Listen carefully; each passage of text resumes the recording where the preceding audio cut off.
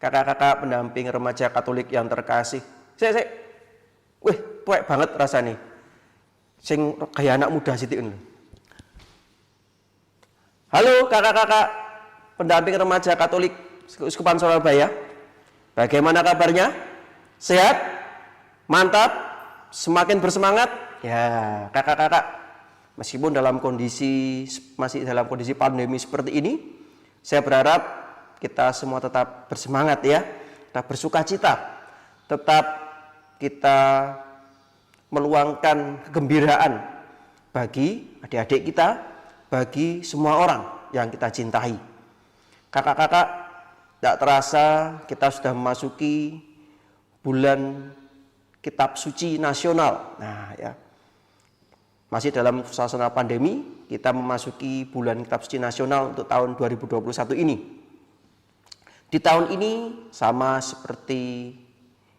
masih sama dengan arah dasar Gereja Keuskupan Surabaya yang memiliki tema kemuritan. Kita tetap belajar untuk mengenal Yesus sebagai guru dan Tuhan.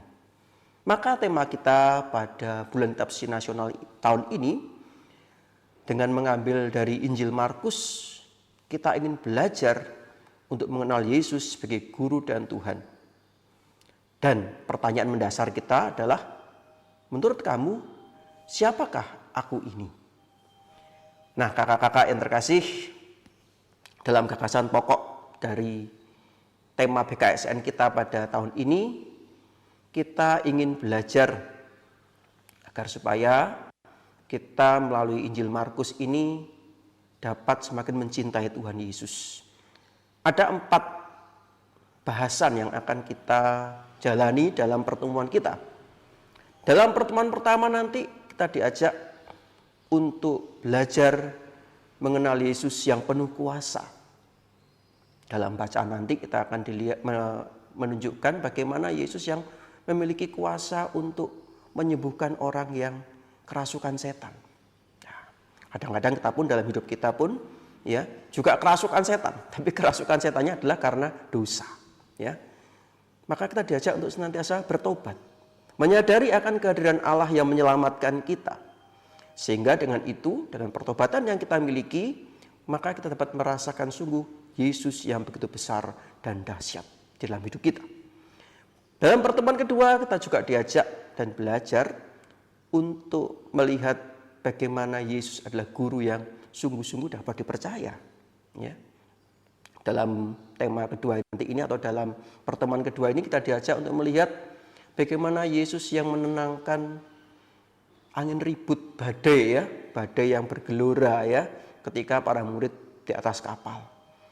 Namun Yesus juga menegur kedegilan hati mereka yang nggak percaya bahwa Allah sungguh-sungguh hadir. Maka kita diajak untuk senantiasa percaya bahwa Yesus, bahwa Tuhan sungguh-sungguh hadir dalam situasi apapun. Mungkin kita mengalami peristiwa-peristiwa yang nggak menyenangkan, seperti saat pandemi seperti ini. Tetapi percayalah, dalam situasi seperti ini pun Allah tetap hadir di tengah-tengah kita. Lalu dalam pertemuan yang ketiga, kita diajak untuk melihat Yesus yang membuka wawasan para murid-muridnya. Di situ ada pengakuan Petrus, ya. Menurut kamu siapakah aku ini? Dan Petrus menjawab, engkau adalah Mesias. Namun tidak cukup hanya itu, kakak-kakak. Kita juga diajak untuk mengikuti Yesus dengan menyangkal diri dari dosa-dosa kita.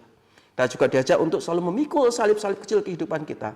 Dan diajak untuk mengikuti Yesus dengan setia. Apakah kita juga mau tetap setia dalam mengikuti Yesus? Juga dalam mendampingi adik-adik kita.